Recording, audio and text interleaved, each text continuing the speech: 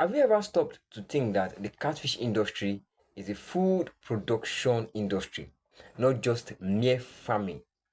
So therefore, it needs to be handled with all the hazard precaution of any food industry. Well, only few farmers do this, and the effect of skipping the necessary control measures in is exactly why some farmers only get 40 to 50% catch rate during the production of catfish instead of having 70 to 80%. So on this channel, I'll be taking you the HACCP of catfish farming in one word. HACCP means control, that is hazard analysis critical control point of catfish eggs. And you're welcome to the channel. My name is Akikumi, your trusted fisheries consultant. Yeah, so I'll be teaching you everything I've experienced and researched as an icytologist in the field of catfish. I've been in many of these shows. I was like you, whereby I will produce and I will just be seeing 40%, 50%. I wasn't happy with my production at all. But I decided that I'm going to find a permanent solution to this problem and also to so many problems that I've encountered in the field. And trust me, I'm ready to review everything that I've experienced in the past 8 years, all the challenges and how I've overcome everything, so that you will not just be hustling, but you'll be doing a business. I hope you're getting me. So, for you to get the most valued information out of this channel, kindly like, subscribe, and turn on your notification bell so that as I upload more videos, more useful videos, useful videos, you're gonna like it. You'll be the first partaker of it. So let's dive in. So the truth is that have you ever have you ever been told that a kilo of a matured broodstock contains 60,000 eggs? Yes, matured eggs, 60,000 pieces. They are inside it. And the truth is that only 40 to 50% get to hatch at the end of the day. Within 24 hours after, during incubation, just only 40 to 50% hatch. So while I was doing my final year project in the university, my professor told me that 80 to 90% can hatch well. But most times when I produce, I hardly get 50 to 60% success rate. So this really overwhelmed me. And after 8 years of hatching fish the conventional way that was taught in school and by farmers, both on YouTube and in person, I got tired of the low hatch rate. And I decided to do an intense research to stop this gambling and find an assured and I guaranteed solution for hatching, so that I don't just be a gambler or an hustler, but I be a businessman in this field. And trust me, I've made so many mistakes in this business, and I'm also getting it right also in this business. So this is how I've come to do it. Now I've found a proven solution and I've used it a couple of times for myself. Then also I've also used it for some farmers and they've gotten the same exact result that I have also gotten also.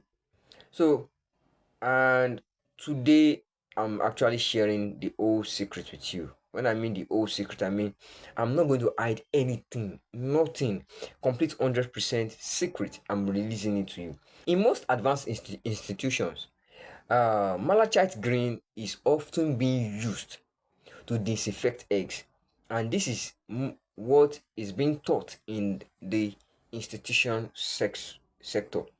But most farmers don't even do it at all. They don't use malachite green to disinfect their fertilized egg. And this is the reason why most times they experience more failure when they are doing production. They experience more failure, they experience low hatchability during the production cycles because they don't even take care of the eggs. They don't disinfect the eggs. They don't kill the fungi.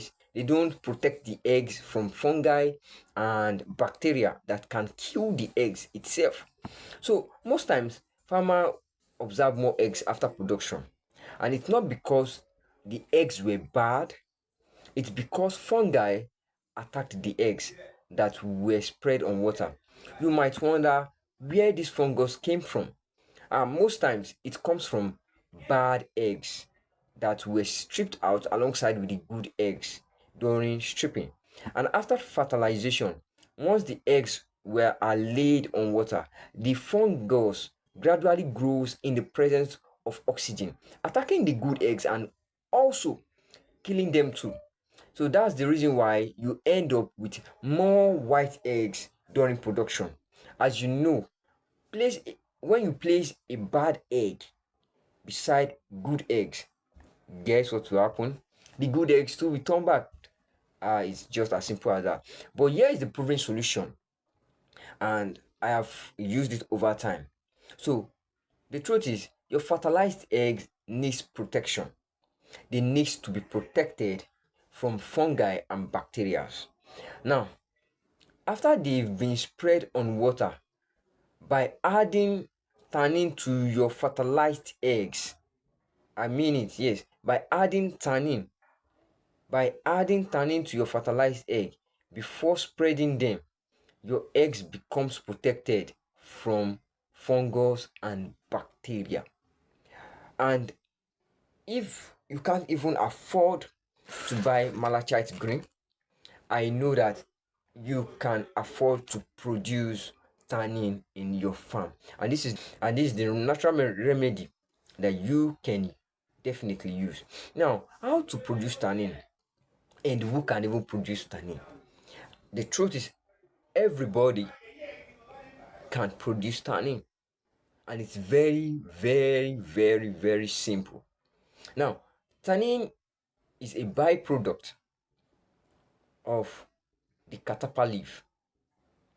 You might be like, where can I get Catappa leaf from? Yes, it's very simple. Catappa leaf is gotten from almond tree. Now, so these leaves are the dry. Yeah, I have them here with me. These leaves are the dry leaves of the almond tree. You know, when the almond leaves, the yellow leaves, when they fall from the tree, after some days they become dry. Look at this, it's extremely dry. So these are dry matured leaves. Now these leaves, when you soak them in water, within 4 days they start producing 3 chemicals. But for the main purpose of this video, we are just going to talk about one. And stick with me because I'm going to tell you how to use it. It's not just that you are producing the chemical alone, but the quantity of the chemical that is needed to disinfect your egg. I mean, to protect your eggs from being attacked by fungi and bacteria. So you can prepare this in 2 ways. You can either decide to boil this tannin and this leaf so that it produces tannin, a brown tea, or you decide to leave it inside a bucket of water for it to release tannin. Well, when you boil it, it extracts tannin out within few seconds. But when you decide to leave it inside the water, it brings out tannin within 7 days, and that is it. So after this has produced tannin for you, the next thing that you need to do is that either the water is brown, I mean very, very brown.